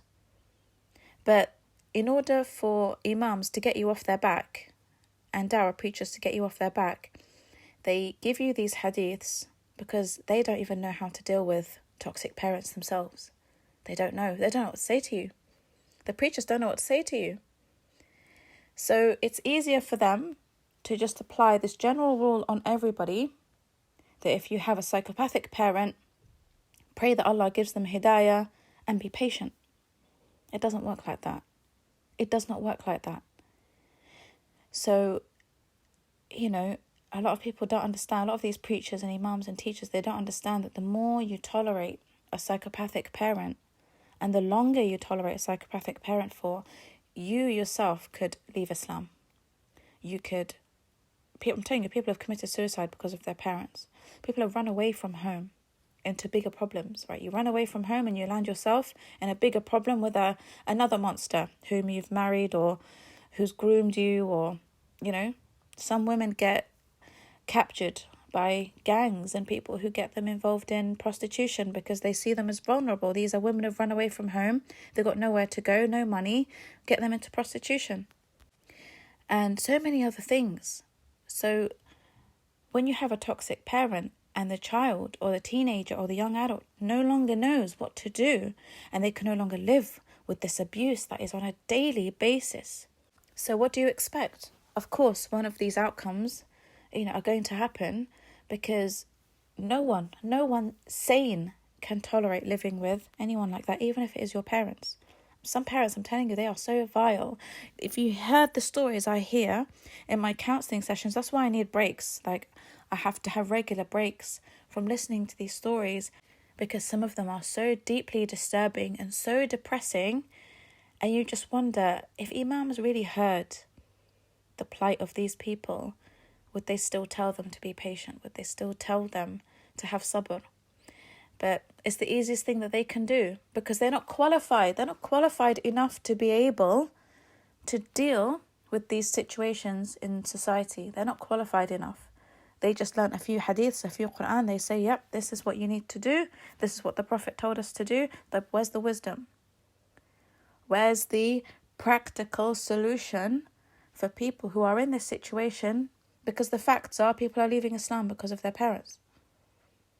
So now what?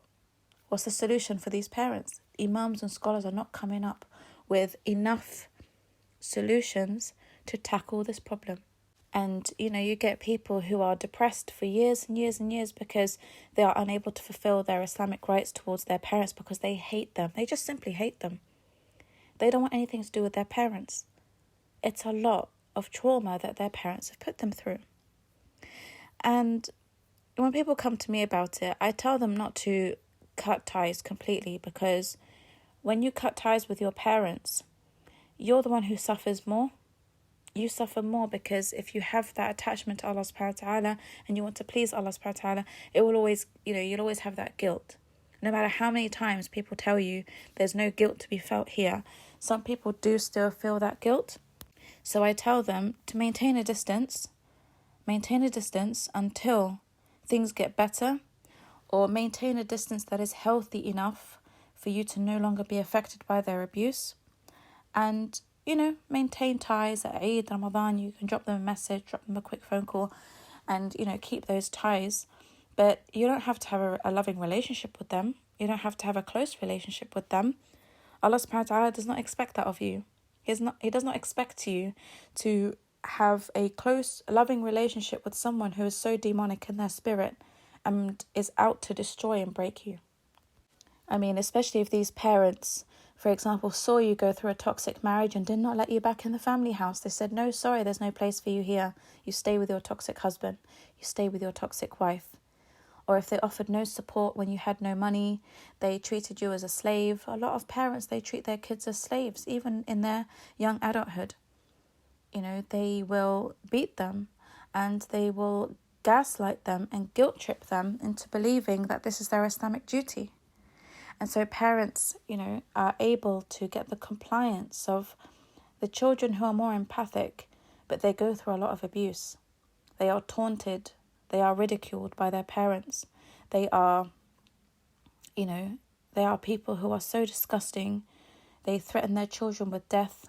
They tell their children they're ugly. Like a mother might even tell her daughters, or her daughter, who is more empathic than the others, you're a nobody. You're not going to get married. Who's going to marry you? You're so ugly. And she places the more beautiful daughters on a pedestal, right? She spoils them, dresses them nicely, because she's investing her hope in them marrying well, maybe marrying into wealthy families, and her daughter's marrying doctors, lawyers, engineers, and all of that. But she sees the one who is empathic but not that beautiful. She sees her as the slave. You're staying behind with me because you're going to be my slave. There's no hope for you in marrying someone rich, someone who is up there in the world. You're going to be my slave.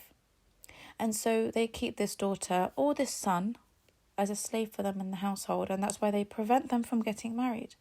Even if they fall in love with someone, they say, Dad, I want to marry this man. They say, nope, you're not going to marry this person. You're my slave. You can't go elsewhere. And that's how they hinder the progress of their children, by stopping them from doing what they want. Maybe the daughter wants to become a vet, and he's like, no way in hell are you going to become a vet. And he'll ridicule her until she gives up that hope. And she's in a situation where she will lose her future because of the ridiculing of her parents and the disapproval of her parents, because they say to her, if you marry this man, or if you marry this woman, or if you pursue this career, consider yourself with no parents, and we will not forgive you until the day we die. And then they might do this dramatic thing that toxic parents do, these psychopathic parents do, which is they raise their hands to Allah and they say, oh Allah, do not forgive this child. Oh Allah, they make dua against you. In front of you, loudly. Even if it's not in front of you, they'll make sure that you can hear it from the other room. And they will pray so loudly against you that you beg them for forgiveness, that you beg them to stop, and that, you know, you become now willing to do whatever it is that they want. You don't have to pursue that career, you don't have to marry that person. Just stop making dua against me. It's a manipulation tactic. If you know that you're a good person and you hear someone making dua against you, ignore it. Just ignore it, because they are trying to intimidate you with something that they know will scare you. Right? You are scared of the displeasure of Allah subhanahu wa ta'ala. They know that when they do these things, you'll panic. They know that when they do these things, you are going to comply with whatever it is that they want from you, just as long as they stop. Just stop making dua. And it's just a horrible thing to hear. It's traumatic to hear your parents or anyone, like your husband or your wife, making dua against you when you know you don't deserve it. It's like, why are you making dua against me when I didn't make you a cup of tea? Or because I forgot to, hang the laundry? You're now telling me that I'm useless and that you're praying against me? They will do it over petty things. Again, we take it back to the pettiness. And it traumatizes a lot of people. And this is all manipulation. If they know that you have a fear of Allah or a love for Allah, they will milk that situation. Milk it. They might even book a trip to Umrah, okay, and not take you, and not book a space for you, because they know how much you want to go. So when they come to decide on a punishment for you, they will do that deliberately. They'll book a Umrah trip and they will make it known that you're not going because you did X, Y, Z. This is when you decide to stand up for yourself. Everyone who decides to stand up to a psychopath or a high-level narc, they will have all of these types of punishments created for them. And that's why narcissists love to know what your weak spot is. So if someone sees that you're a God-fearing person, they will use religion to manipulate you. They know it will work. If they see that you don't like being shouted at, they'll shout at you. If they know that you don't like your things being smashed, they'll smash everything that you love. I'm going to come on to more about this because it's taken longer than I expected to speak about this subject, and I'm still on the subject of childhood trauma. I think I'm going to split this podcast into two. So this will be part 1 about childhood trauma and what people go through with malignant Muslim narcissist parents. And then part 2, inshallah, will be about having a malignant narcissistic husband or wife. Again, you can apply all of this to friends and colleagues as well. I'm going to do separate podcasts, inshallah, about narcissistic friends and narcissistic colleagues and employers. But these are the main issues that people are facing when it comes to dealing with family members. So I'll leave it at this now for part 1, and inshallah part 2 will be a continuation of this podcast, and it will dive more into the psychopathic behaviour of husbands and wives. So I hope that's made it clear to you why childhood trauma can really affect someone in their adult life, especially narcissists. So a lot of these traumas that I've listed are traumas narcissists really struggle to get over. And a lot of codependents go through them as well. Sometimes empaths go through these traumas too. However, it's the narcissists who are unable to move on from them. And that's why they are children stuck in adult bodies, because they're still unable to process their emotions from that time. So they're emotionally stunted. Okay, that's why they have the immaturity of 7-year-olds, 10-year-olds. Wherever they're stuck in life, that's where their emotional level is going to be. So some people may have, experienced a horrible trauma when they were 12. They'll be stuck in that 12-year-old's emotional maturity level. Some people had that trauma when they were 7, so they'll be stuck in a 7-year-old's maturity level. So it depends. People have their traumas in different stages of life, and wherever they're stuck, that's how their mentality will be, because they haven't moved on from that stage. So it's a difficult one to process, I know. It's really hard. I mean, there's so much more I could list, but like I said, I'm really trying to not drag these podcasts out for too long so that, you do have the time to listen to them. But, you can apply your own experiences to these. These are just examples of things that they do. And I'm listing some of the worst examples. If you have any other examples, you're free to drop them in the comments below for other people to read.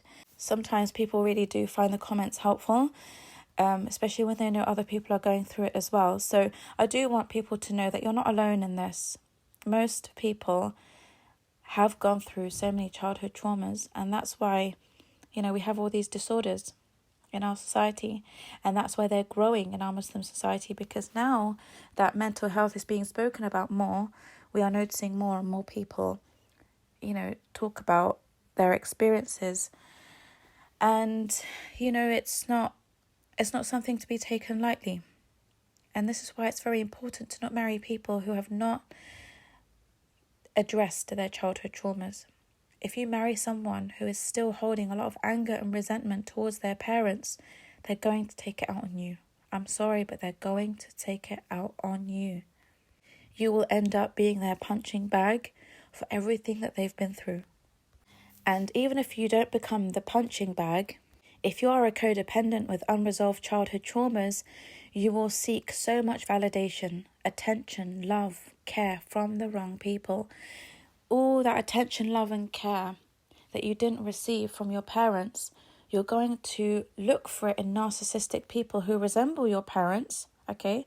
Because we are attracted to what's familiar when you're not aware of what's going on and all these disorders. When you're not aware of the psychology of things, you will attract the same people as your parents. And you will want love, attention and approval from them. And you will repeat the same cycle for yourself, but just in a different person. Because you'll never get it from that person. You've just drawn another narcissist into your life who is unable to give you these things, because not only are they dealing with their own problems and issues, they are void of so much empathy, love and care. They're empty. They've got empty vessels within them that they cannot give you anything from.